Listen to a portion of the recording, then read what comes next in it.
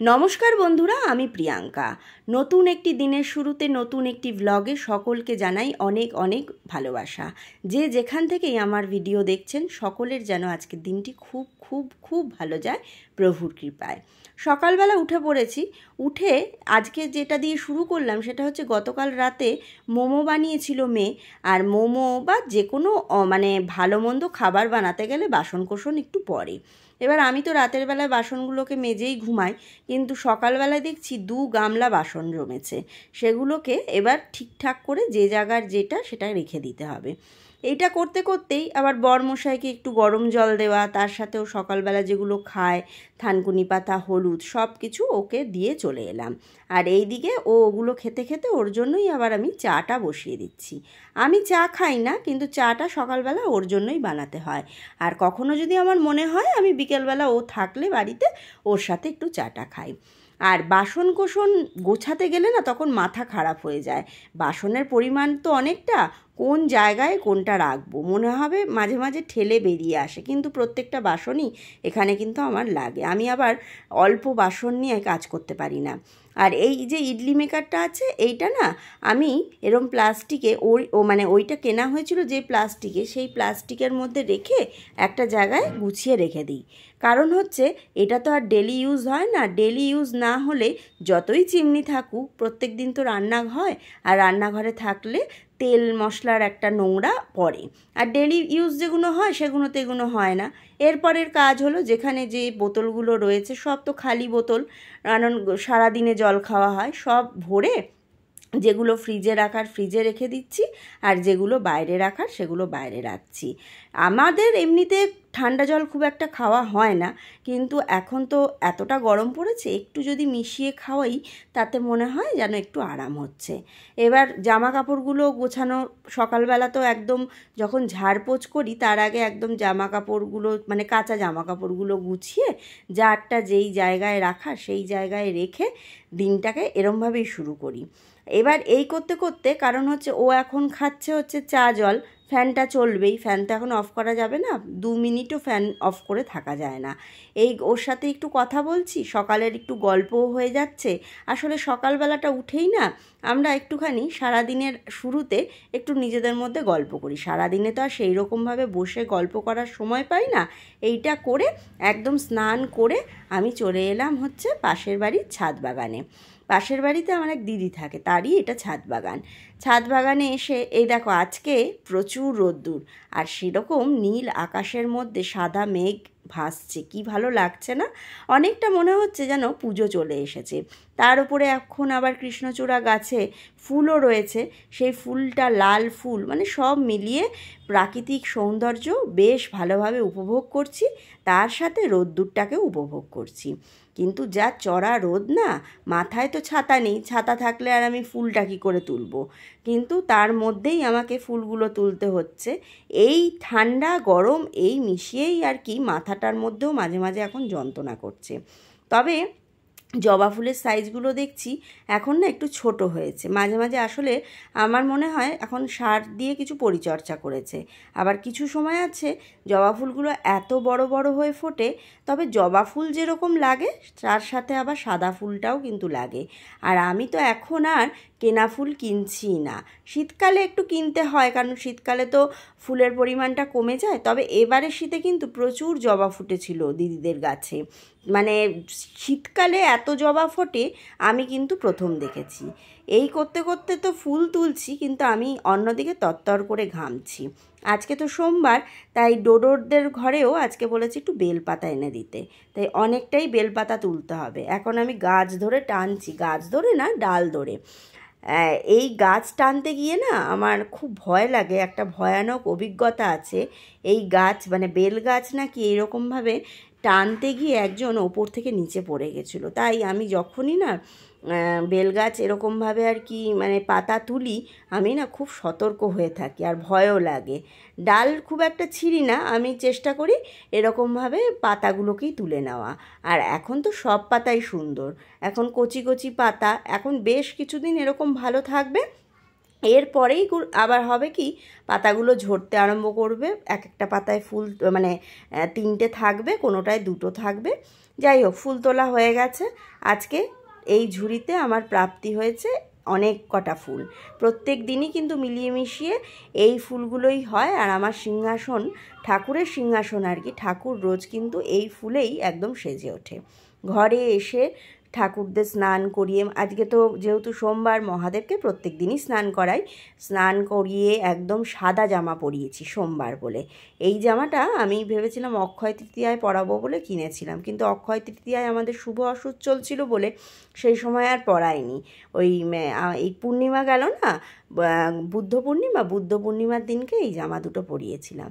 আমার সকল ঠাকুরকে শৃঙ্গার করা হয়ে গেছে, তার সাথে ভোগ নিবেদন করা হয়ে গেছে, আবার আরতিও করা হয়ে গেছে।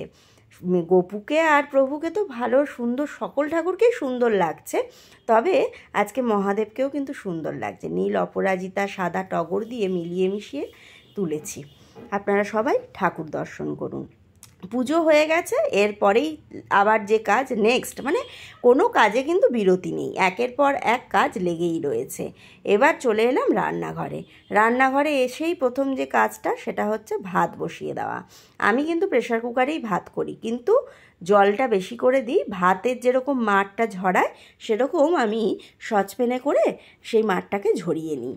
আর মাছটা বার করেই রেখে দিয়েছিল, আমি শ্রেয়াকে বলেছিলাম মাছটা বার করে রেখে দে, কারণ আমার পুজো হতে হতে তাহলে মাছটা একটু গলেও যাবে, মানে বরফটা আর কি গলেও যাবে।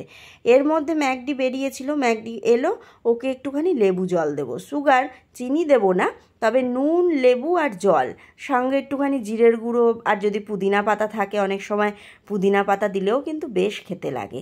তবে আজকে কিছুই নেই, আজকে শুধু নুন আর লেবুর জল। ওর সাথে সাথে আমিও নিয়ে নিয়েছি। আর আজকে সকালে জলখাবার খাওয়া হয়েছিল, আমি খাইনি, ও খেয়েছে হচ্ছে চিড়ে দই কলা। গরমকাল তো, গরমকালটায় চেষ্টা করি সব সময় একটুখানি হালকা পাতলা ঠান্ডা, যাতে শরীরটা ঠান্ডা থাকে। ওইটা খেয়ে ও গেছিলো একটু ব্যাংকের কাজ সেরে চলে এলো, আর আমি আর ও দুজনে মিলে বসে একটু জলও খেয়ে নিলাম।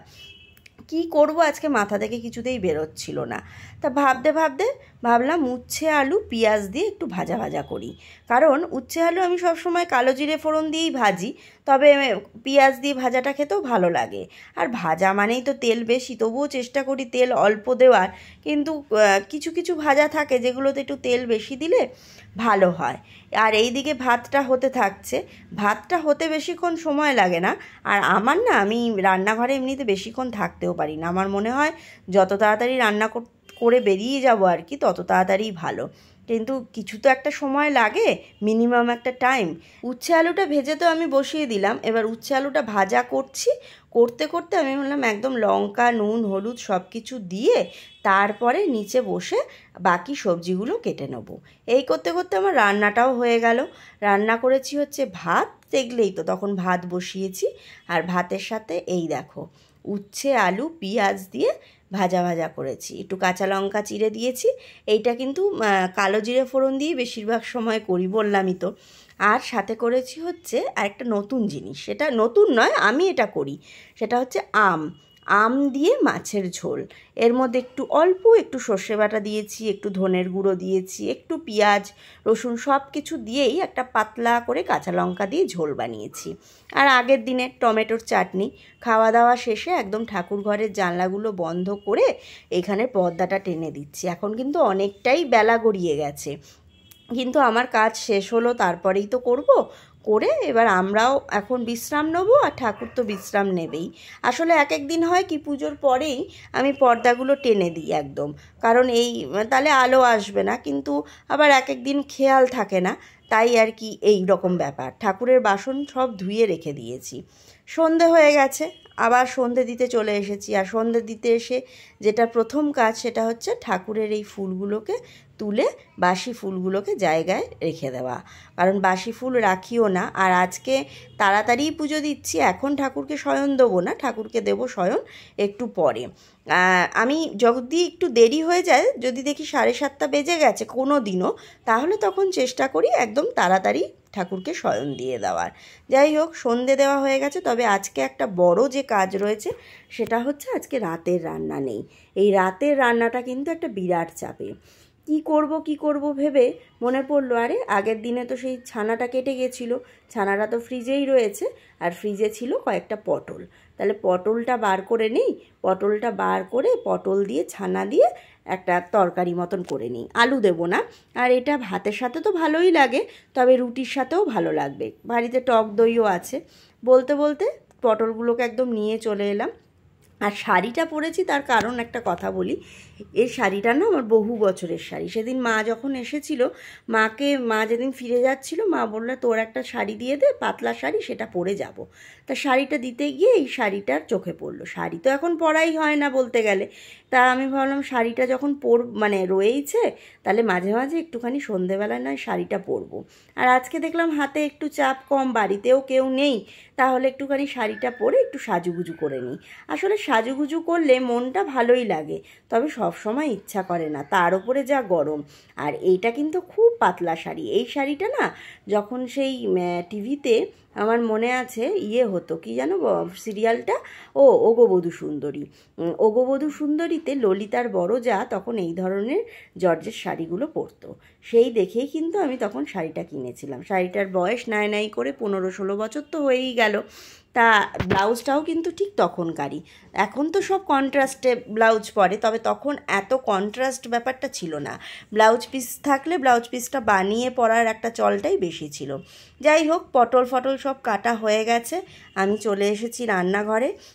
কারণ যত তাড়াতাড়ি রান্নাঘর থেকে বেরোতে পারবো এই গরমে, ততই আর কি বাঁচোয়া। আরে আগের দিন শ্রেয়া চিনি গুঁড়ো করেছিল, চিনি গুঁড়োর একটু চিনি রয়ে গেছিলো, সেটা আরও আলাদা করে কৌটোর মধ্যে নামিয়ে রাখেনি। ছোট মানুষ তো, ও কি আর অত কাজ গুছিয়ে করতে পারে।